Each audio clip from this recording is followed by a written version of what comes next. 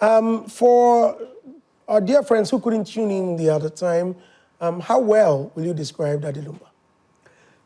Well, I will go back and say that Daddy Lumba is a man for all seasons because he was, and still I would say, a man of many parts. He created, or do I say, he imagined a conflict and made sure that having started it, he would end with it. What do I mean by this? Because you said the other time you were not here. You see, in his old age, I mean, you can't tell me somebody at 60 would be called a young person, but he projected a youthful outlook for everybody to see what very young people would do. That was what he started and ended with. So this was an elderly person on one hand, and then seeing himself as quite youthful.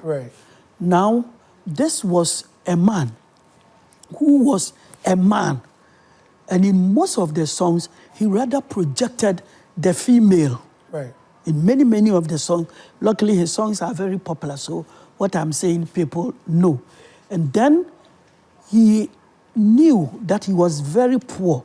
He started from that background. Then he hit the very top, put the two together, and was never prepared to leave either.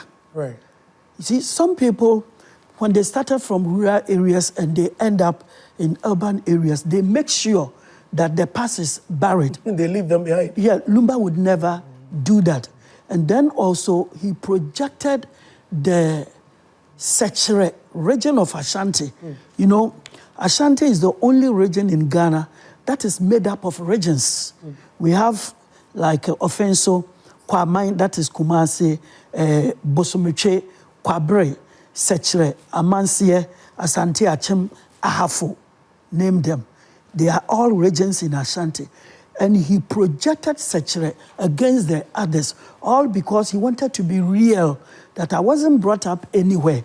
I was brought up only as Sechere, and it is what I know. He sings against death. And at the same time, he projected that he feared death. He called death Bamwewu. At the same time, he will tell you that for we Ashantis, or for us Ashantis, all that you needed to do was to succeed. And once you succeed, you don't worry about old age. At the same time, he felt that he had to lead such a decent life that will give him life. So that was the conflict he created. But wait, what I find a bit confusing is the fact that he was old, yet projected a youthful image. How would such an act leave that behind? Because he knew that he had sung for the youth. And growing up, when he hit the pinnacle, he was still younger, right? So do you think it was bad for him to do that? It was not bad for him to do that. You see, like the game of football, you cannot tell everyone that you could be a very good goalkeeper in the same match and then be a top scorer. No, you have to create a pattern for yourself so that when we see you, that this is Asamoah, we can immediately imagine where you will be. Lumba created that conflict and made sure from the beginning to the end he would not leave it. And it was very good for everybody that you have to be you. Lumba created the image that he was here, you know, typical high life. And when we talk about high life, we are talking about that genre of music which has got more words than the rhythm. High life is made up of just plenty words. Lyrics. The lyrics are more than the rhythm. That's to say, more words than the instruments. And Lumba projected that he never departed from it. So at a certain point, when people were deserting original high life, he was championing it. And he made sure he succeeded. Also, talk about Nana Amu Mensah. I'm sure you know him. Pat Thomas. It's Nana. You're wonderful.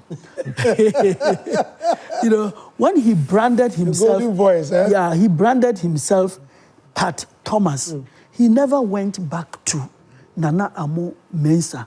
In the case of Lumba, having been given the name Charles Kojo Fosu and branding himself Daddy Lumba, he still went back to Charles Kojo Fosu. So everywhere he went, you will see that this was a man that was espousing a conflict between the original name, Charles Kojo Fosu, and the stage name, Daddy Lumba. And he felt both were good for him.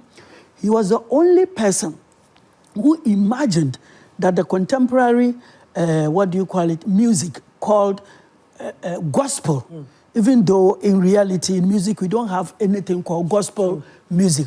Finally, I have someone to back my claim. Yeah. We don't have anything like that. They are just inspirational and motivational.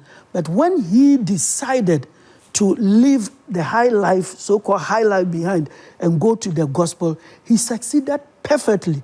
And he was about the only person who did about 10 and still was accepted. So therefore, we will say that he was completely unique. And if you would want to follow him, I believe you will succeed.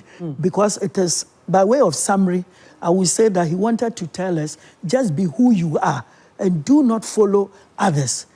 You know, at a certain point in Ghana's music, the musicians were being taught to depart from the use of the word mibroni.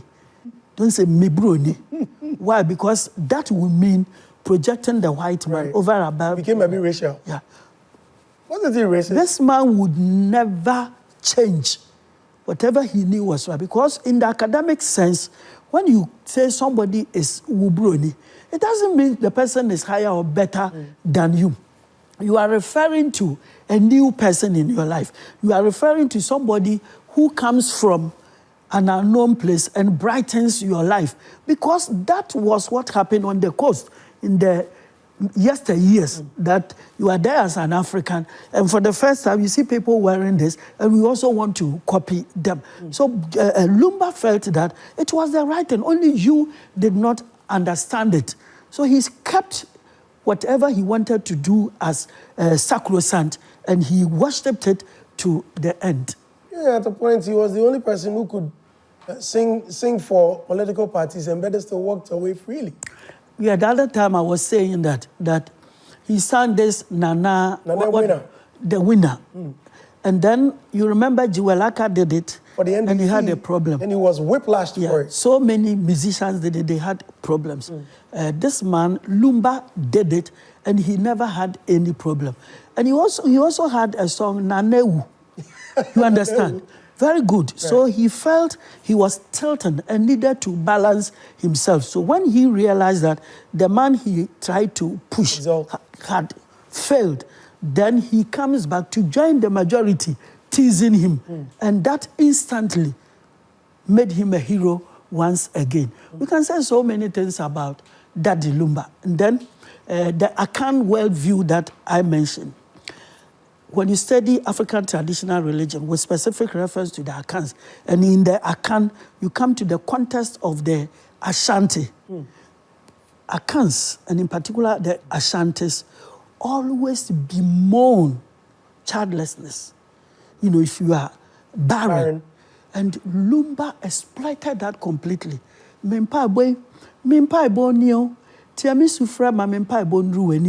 at a certain point, you say, bro, that's what Akans do. Once you don't have the point where you mentioned that you understand, that is the Akan concept of life, that every woman should have children so that when you die, the children would bury you. Once you don't have it, you don't have that benefit too. Akans also believe that when you don't have a child and you die, when you go to the underworld, you will be punished. And then your spirit, the soul, cannot come back to be born because you are like a taboo person. Right. Lumba projected that. Lumba also projected the fact that Akans never believe in long life. Ashantis don't believe in long life. They believe that you only have to make wealth. That's the reason why when you see the Akan chief in state, you see plenty gold on him. That shows how successful he is. How he made his money is nobody's business. And Lumba projected that. And that's why at a certain point he will say, Kojo Fosu Ahofedia. When he says Kojo Fosu Ahofedia, Akans don't mean that the man is handsome. Akans don't believe the man should necessarily be handsome. The moment you make money, you dress well, and women praise you, then we are offended. I like that.